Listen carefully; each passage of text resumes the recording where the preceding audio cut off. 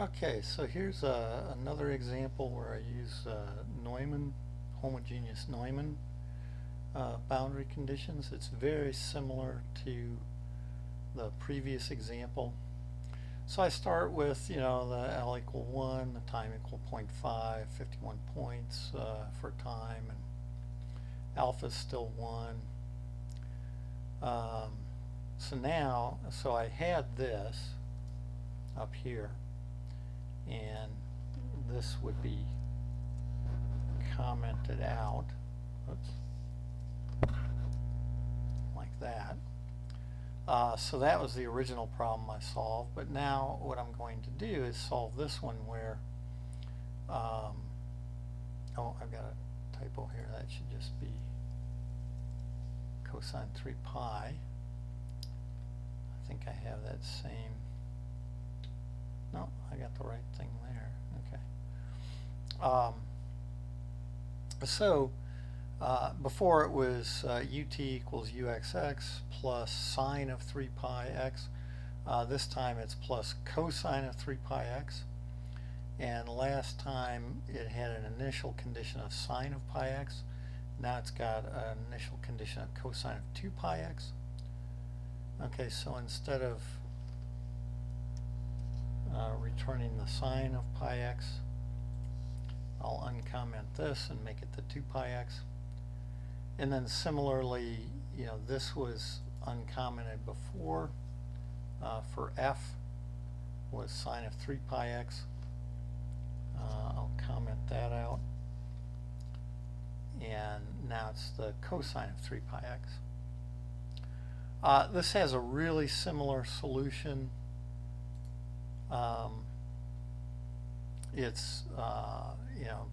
So if you look at there was the previous solution, here's the new solution.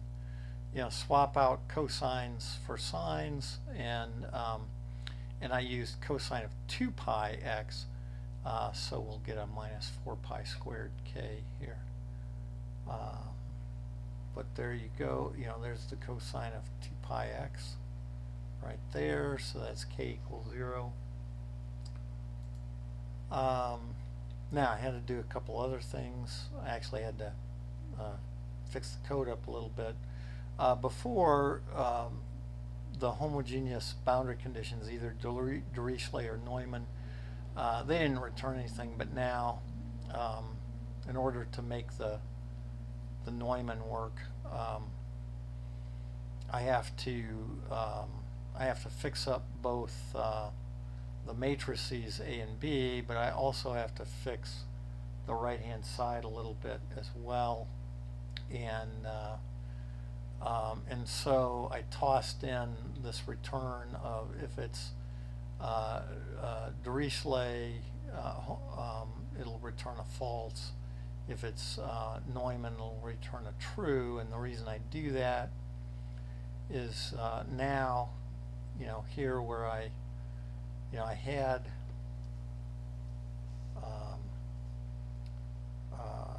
the homogeneous Dirichlet, I had that uncommented.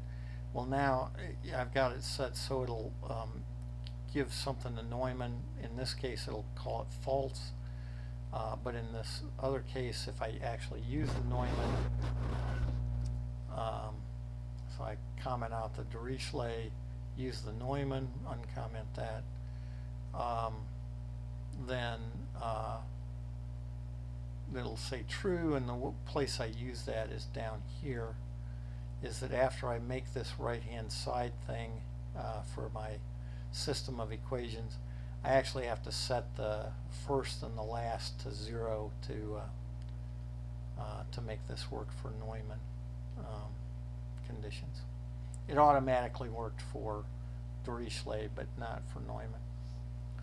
Okay, but other than that, you just run it then again. So I hit evaluate, and there again I'm doing every 10. And of course I can't really see much of the solution here because the t equals 0, the initial condition, is so big I can't really see these very well. However, I can look at this sort of stuff. And so this would be at 0.1. If I go here to the solution and I change it to 0.1 and I zoom in a bit, what I see is I should have some positive numbers and then some negative numbers and then some positive numbers again. And if I look at this, I have all negative numbers. That's not good. So pretty much what this says is actually the code is working just fine. The problem is my step size for t is just way too big. And so I'm getting a very wrong answer here. And so what I can do is I could go up here and I can say, instead of going to 0.5, I'm just going to go to 0.05 and do 51. So I'm going to go every 0.001 and I'm going to look at 0.01 when I do this. So I'll evaluate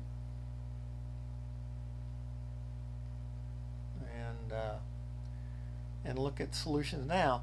So this is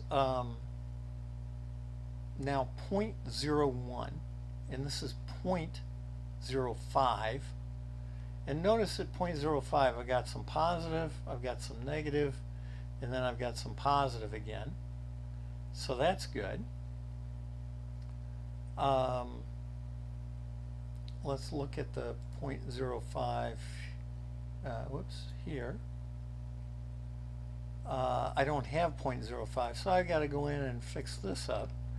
So I'm going to go to 0.05 and step by 0.01. And I'm at 0.05, and again, so it goes positive, it's negative, positive again. The smallest it gets is near 0.5 and negative 0.14. Okay, so let's take a look here. So this would be 0.05 for this, and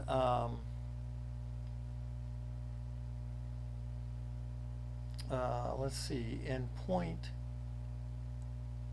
that says 0.5, it really should be saying 0.05, and you know, again, it's all these are going through about the same spot as 0. So let me just check here and look to see if that's the case. So so that's going through about 0.24 and about 0.74.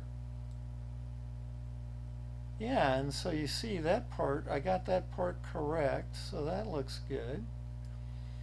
And again, the minimum down here is near 0.5 and 0.14. And so I'm checking this, and you know, it's kind of hard to tell if that's minus 0.14 or not, but I can go up here and try to find 0.5.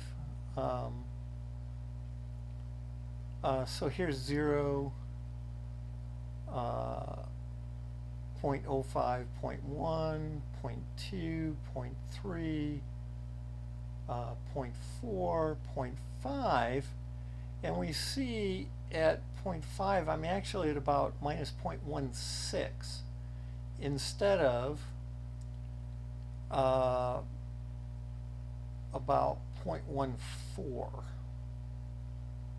minus 0.14. So what we see is actually even going to this small time step for this particular problem, the error is still kind of big. It's off by, you know, if I called that the right answer 14, I'm getting 16, so that's 2 out of 14. Which is about 1/7 or bigger than 10%.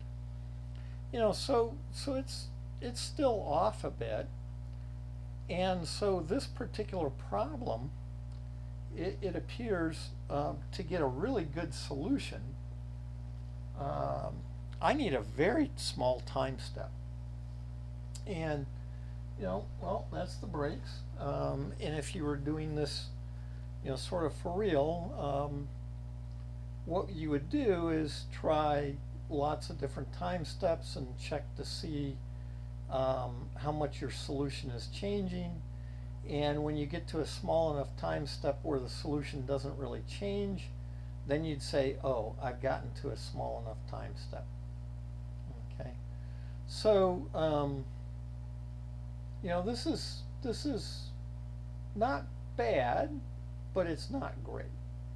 Okay, so we can still find the solution, but it's kind of got some errors to it. And I'm going to set this back to the 0.5 like that. Go ahead and evaluate. Now it's really bad. Okay, so it's a very poor solution. And so, when you're doing numerical work, and suppose you didn't really know the answer, right? Again, how would you know you used a small enough time step? Well, you would just have to use smaller and smaller time steps and decide the answer wasn't changing much.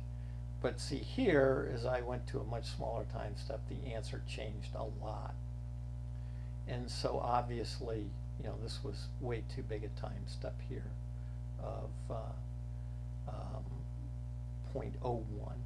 How about that? So 1/100th of a time unit was too big a time step for this particular problem.